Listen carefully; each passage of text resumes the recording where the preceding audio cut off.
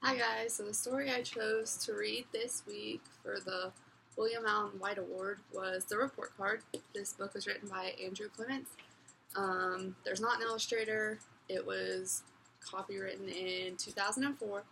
The publisher was Simmons and Schuster Books for Young Readers. There's 173 pages in this, and the genre is contemporary realistic fiction. Um, Kind of the summary of the story. So there's this really smart girl. She's in fifth grade, I believe. And her name is Nora Rowley. And nobody really knows how smart she really is. She is level eighth grade, kind of is what they say later on in the book. And one of her friends did bad on the test, and she just thought that that tests and grades shouldn't define how students do. Um, so she goes on and gets bad grades on her report card in order to rebel against the idea that grades and test scores are super important and they are what all that matters in showing how smart a kid is. And eventually she gets her friend involved and they get all these other kids to get zeros on their tests.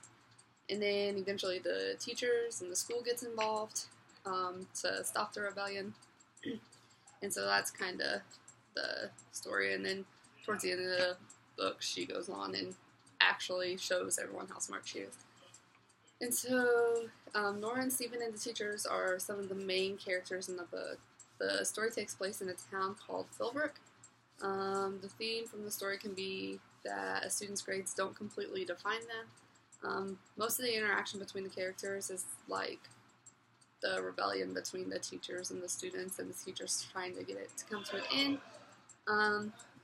I thought this book was interesting because it kind of gave this really brilliant child's point of view on how grades define students and all.